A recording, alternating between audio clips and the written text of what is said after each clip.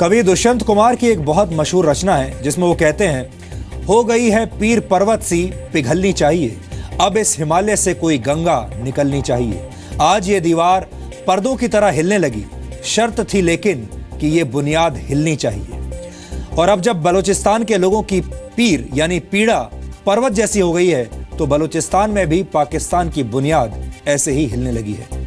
हमने आपको बताया था कि कैसे बलूचिस्तान बांग्लादेश की तरह पाकिस्तान से अलग होने की राह पर आगे बढ़ रहा है। ऐसा इसलिए हो रहा है क्योंकि पाकिस्तान ने बलूचिस्तान की आज़ादी की मांग को दबाने के लिए अत्याचारों का एक नया अध्याय लिखना शुरू कर दिया है। जब से भारत के प्रधानमंत्री नरेंद्र मोदी ने अपने भाषण में बलूचिस्तान का जिक्र किया है, तब से बलूचिस्तान में पाकिस्तानी सेना आज़ादी की मांग को कुचलने में जुट गई है। और जिस वक्त नवाज शरीफ यूनाइटेड नेशंस में कश्मीर पर अपना रटा रटाया भाषण पढ़ रहे थे, उसी वक्त बलूचिस्तान की एक महिला पाकिस्तानी सेना के अत्याचारों के बारे में दुनिया को बता रही थी। नवाज शरीफ आतंकवादियों को तो बेटों की तरह प्यार करते हैं, लेकिन बलूचिस्तान की महिलाओं के लिए उनकी सेना ने कई रेप सेंटर्स बना दिए।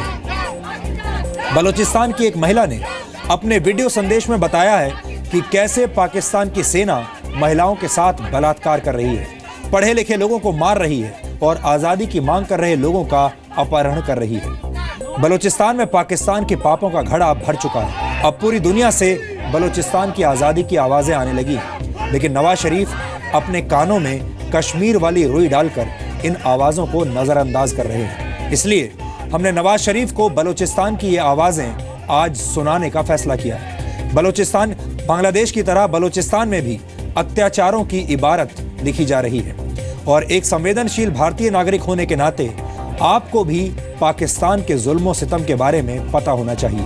ये बातें कूटनीति की दुनिया में दस्तावेज की तरह काम करती हैं। इन्हें छोटा समझने की भूल आपको बिल्कुल भी नहीं करनी चाहिए।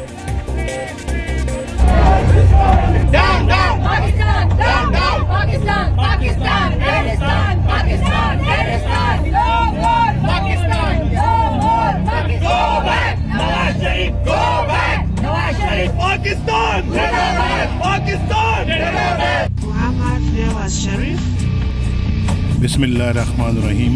Pakistan, nor is it engaged in an arms race with India.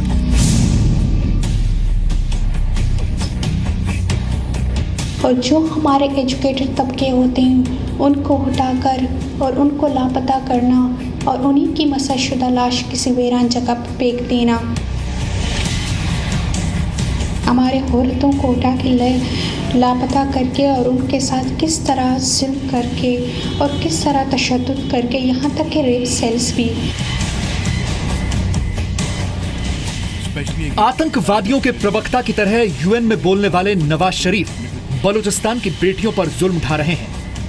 आतंकवादियों को बेटों जैसा मानकर उनके ट्रेनिंग सेंटर खोलने वाले नवाज शरीफ ने बलूचिस्तान में महिलाओं के लिए रेप सेल बना दिए हैं। पाकिस्तानी फोर्सेस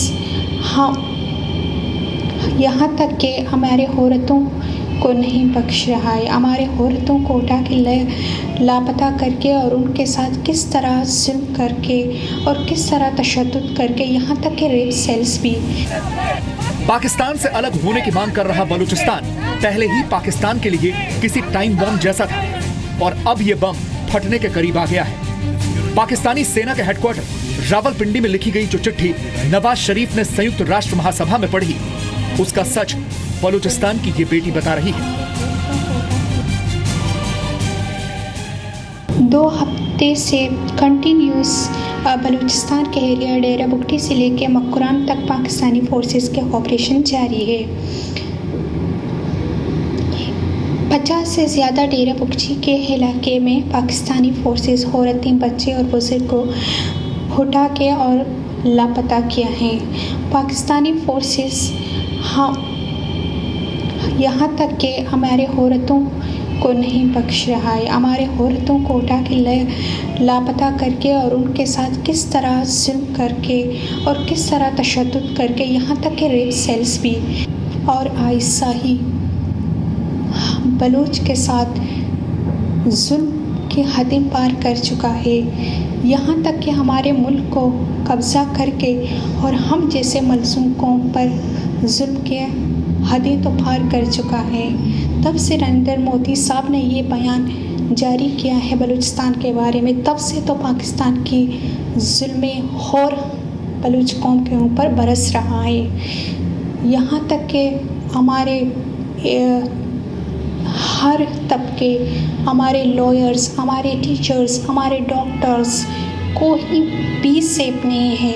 और जो हमारे एजुकेटेड तबके होते हैं उनको हटाकर और उनको लापता करना और उन्हीं की मसशुदा लाश किसी वीरान जगह पर फेंक देना। सुना आपने, बलूचिस्तान को खोने के कगार पर बैठा पाकिस्तान पूरी दुनिया में बलूचिस्तान को मिलते समर्थन से बौखला गया है। जब से भारत के प्रधानमंत्री नरेंद्र मोदी ने अपने भाषण में बलूचिस्तान का जिक्र किया है, तब से पाकिस्तानी सेना बलूचिस्तान में अत्याचारों का नया अध्याय लिख रही है। यहाँ तक कि टैंक और जेट तैयारों का भी इस्तेमाल कर रहा है बलूचिस्तान के अंदर। जैसे कि एक बहुत बड़ा एक मुल्जिम होता है कि उसके ऊपर आप इस तरह के चीज़ें यूज़ कर रहे हैं, लेकिन वो पाकिस्तानी फोर्सेस मलसूम बलूच कौम के साथ यही चीज़ें इस्तेमाल कर रहा है। और हम इंडिया से अपील करते हैं कि वो हमारी इस आज़ादी की बात को और अक़वाम मुत्तहिदा के सामने पेश करें। और हम यही कहना चाहते हैं कि हम सब बलूच का डिमांड सिर्फ आज़ादी है, हम आज़ादी चाहते हैं। पहले जी न्यूज़ ने ही आपको बताया था कि कैसे पाकिस्तानी सेना बलूचिस्तान के पढ़े लिखे और आज़ादी की मांग कर रहे लोगों की टारगेट किलिंग कर रही है। से ये पूछना चाह रहा था कि ज्यादातर बलोच लीडर्स इस समय बलूचिस्तान छोड़ चुके हैं, आप खुद भी बलूचिस्तान छोड़ चुकी हैं, क्या ऐसे हालात थे जिनकी वजह से आपको बलूचिस्तान छोड़ना पड़ा? देखिए, मैं यहाँ पे अपने लोगों को रिप्रेजेंट करने आई हूँ, लेकिन ये हकीकत है कि बलूचिस्तान में मेरी जान को खतरा था। मेरे घर पे 4 दफा मोर्टर से उन्होंने हमला किया, मेरे घर पे 4 दफा छापे मारे मुझे अरेस्ट करने के लिए, मेरे नाम पे कई केसेस उन लोगों ने झूठे बनाए। और अब बलूचिस्तान की इस बेटी का ये इल्जाम भी उसी दावे की तस्दीक कर रहा है और नवाज है कि यूएन में कश्मीर वाला ढोल पीटने से बाज नहीं आए। It's a terrorist state, I think इनको डिक्लेयर करना चाहिए पूरी दुनिया को। और जो कि यूएन में हमने देखा अभी जो कुछ हो रहा है यहाँ जेनीवा में और जेनीवा यूएन से बाहर, ये बहुत अच्छी चीज़ें हैं, कंटिन्यू रखनी चाहिए। मेरे ख्याल में पाकिस्तान पर ये प्रेशर इंटरनेशनली बढ़ाना चाहिए, इनको टेररिस्ट स्टेट और उसकी आर्मी को एक ब्लैकलिस्ट करना चाहिए कि तमाम जो दुनिया के ममालिक हैं इनको सपोर्ट करना छोड़ दें और इनको ब्लैकलिस्ट करें। जिस वक्त नवाज शरीफ एक तरह से पाकिस्तानी आर्मी चीफ का लिखा हुआ भाषण यूएन में पढ़ रहे थे, उसी वक्त न्यूयॉर्क की सड़कों पर पाकिस्तानी विरोध की हवा बह रही थी। इधर बहुत सारे मुल्कों के प्राइम मिनिस्टर बैठे हुए हैं, वो कोई है नवाज शरीफ को गिरेबान पे पकड़ कर ये पूछे कि बलूच क्या इंसान नहीं है? बलूचों को क्यों मार रहे हो? बलूचों ने तो कोई गलती नहीं किया है। उन्होंने कहा है कि हम एक आज़ाद कौम की हैसियत से रहना चाहते हैं, वो हमारा हक है।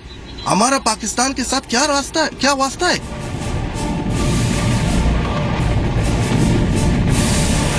वैसे पाकिस्तान के बारे में कहा जाता है कि वो अपनी गलतियों से नहीं सीखता।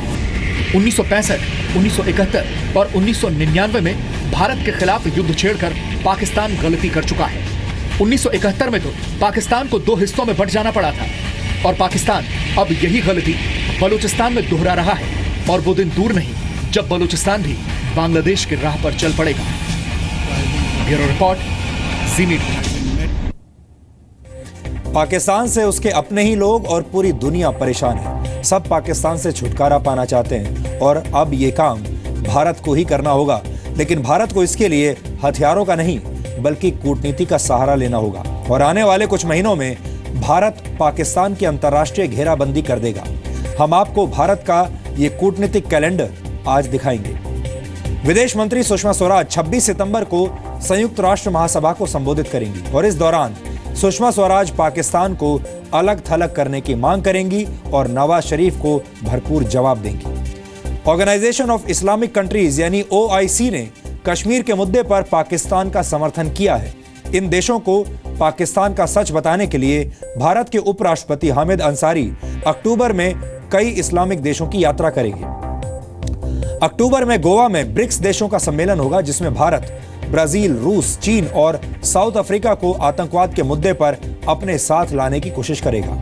नवंबर में पाकिस्तान को एक और कूटनीतिक बेइज्जती का सामना करना पड़ सकता है। नवंबर में इस्लामाबाद में सार्क देशों का सम्मेलन होना है। भारत, बांग्लादेश और अफगानिस्तान इस सम्मेलन का बहिष्कार कर सकते हैं और साथ ही भारत के प्रधानमंत्री नरेंद्र मोदी भी इस सम्मेलन में हिस्सा लेने से इनकार कर सकते हैं। आप कह सकते हैं कि खास तौर पर पाकिस्तान के लिए तैयार किए गए इस कूटनीतिक कैलेंडर की हर तारीख पाकिस्तान के लिए शर्म लेकर आएगी और पाकिस्तान जितना ज्यादा शर्मिंदा होगा उतना ही वो दुनिया के सामने बेनकाब होगा।